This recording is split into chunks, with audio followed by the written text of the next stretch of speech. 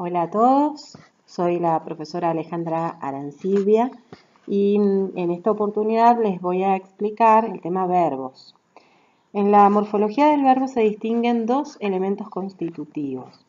Por un lado tenemos la raíz, también llamada radical o base léxica, que es la que expresa el significado del verbo. Y por otro lado tenemos el conjunto de morfemas flexivos, también llamados desinencia, que tienen dos funciones. Por un lado, establecer concordancia de número y persona con el sujeto gramatical. Y por otro lado, expresar las nociones de tiempo, modo, aspecto que corresponden al evento.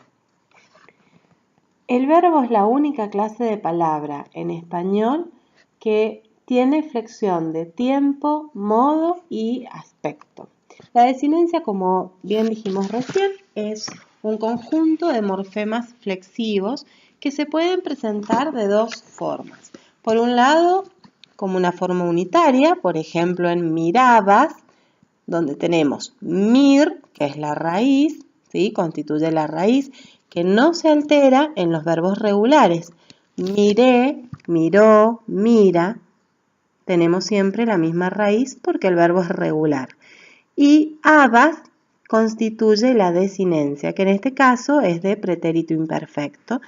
Y también que nos indica, recién decíamos que nos indica el tiempo, el modo, que es del indicativo, el número y la persona, ¿sí? En este caso estamos hablando de una segunda persona del singular. También puede aparecer desdoblada en tres segmentos.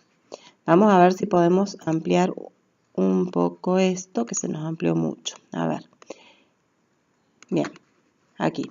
Desdoblada en tres segmentos que aparecen contiguos a la raíz, es decir, pegados, unidos a la raíz. Mirabas, mir, seguimos estando de acuerdo en que es la raíz, y el morfema flexivo abas tenemos. Primero está A, que es la vocal temática de la primera conjugación. El segundo componente es va, que nos aporta el tiempo, entendido en sentido amplio, que abarca la noción también de aspecto y de modo. Y el tercer componente es esta S, que nos designa la persona y el número, como decíamos recién. Se denomina también morfema de concordancia o simplemente concordancia. La vocal temática es aportada por el infinitivo. En este punto tenemos que tener en cuenta que todos los verbos van a pertenecer a alguna de las tres conjugaciones. Tenemos tres conjugaciones verbales. Las que terminan en ar, los verbos que terminan en ar, pertenecen a la primera conjugación, los que terminan en er a la segunda y los que terminan en ir a la tercera conjugación. Aquí tenemos entonces, la vocal temática es aportada por el infinitivo, permite determinar tres conjugaciones que caracterizan la flexión verbal en español.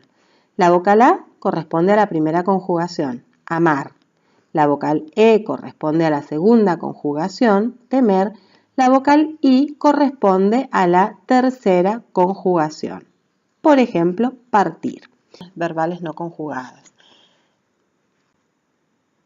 Las conjugaciones son tres, primera, segunda y tercera. ¿Y cuáles son las formas verbales o formas, no personales o no conjugadas? El infinitivo, el participio y el gerundio. El infinitivo son todas aquellas formas verbales que terminan en ar para la primera conjugación, en er para la segunda conjugación y en ir para la tercera. El participio hace en la primera conjugación ado y en la segunda ido y en la tercera también ido. Mientras que el gerundio es aquel que termina en ando o yendo. Ando para la primera conjugación, yendo para la segunda y la tercera. Es decir, que desde esta perspectiva tenemos una primera conjugación con el infinitivo en ar, amar, que es el verbo modelo de la primera conjugación, cuyo participio es amado y su gerundio amando. En la segunda conjugación, el verbo modelo es temer, en el infinitivo, En el participio vamos a tener temido y en el gerundio temiendo. Y en la tercera conjugación el verbo modelo es partir. Entonces el infinitivo va a ser partir, el participio partido y el gerundio partiendo. Ahora bien, las formas personales, eso que estábamos viendo recién, son formas no personales, no conjugadas. Tienen que tenerlo muy presente. Las formas personales, las que vamos a conjugar, pueden ser simples o compuestas. Simples, vamos a tener el verbo solo. Por ejemplo, cantábamos, escribiendo. Mientras que las compuestas, vamos a conjugarlos con el verbo auxiliar haber. Por ejemplo, habíamos cantado, habiendo escrito. ¿Sí? Entonces, en las compuestas tenemos el auxiliar haber más el participio del verbo. Bien, vamos ahora a los modos verbales. Sabemos que son tres: indicativo, subjuntivo e imperativo. Y acá yo en este cuadrito les he puesto cuáles son los tiempos que corresponden a cada uno de estos modos verbales. Tengan presente que la Real Academia los expresa con letra inicial minúscula. Muchas veces lo vemos con letra inicial mayúscula, yo acá se los he puesto tal como aparece en la Real Academia. Los modos verbales, entonces, tenemos en el indicativo cuáles son los tiempos. Tiempos simples, presente, por ejemplo, yo canto, pretérito perfecto simple, canté, pretérito imperfecto, cantaba, futuro simple, cantaré, condicional simple, cantaría. Los tiempos compuestos, que recordamos que son los que conjugamos con el verbo auxiliar haber, pretérito perfecto compuesto, he cantado, pretérito pluscuamperfecto, había cantado, pretérito anterior, hube cantado, futuro compuesto, habré cantado y condicional compuesto, habría cantado. Vamos ahora al subjuntivo. Los tiempos simples, y acá prestemos mucha atención. En el presente es cante, yo cante. No, fíjense que es muy parecido al pretérito perfecto simple en la forma, solo que se diferencia porque el presente del subjuntivo no lleva tilde, ¿sí? El subjuntivo generalmente, para que sea más fácil de conjugar, le agregamos ojalá o que delante del verbo, ¿sí? Ojalá que yo cante, por ejemplo. ¿Sí? Ojalá que tú cantes o que tú cantes directamente. Recordemos entonces, no es lo mismo cante que canté. Uno pertenece al presente del subjuntivo, mientras que el otro al pretérito perfecto simple del indicativo. Continuamos con el subjuntivo. En el pretérito imperfecto, cantara o cantase.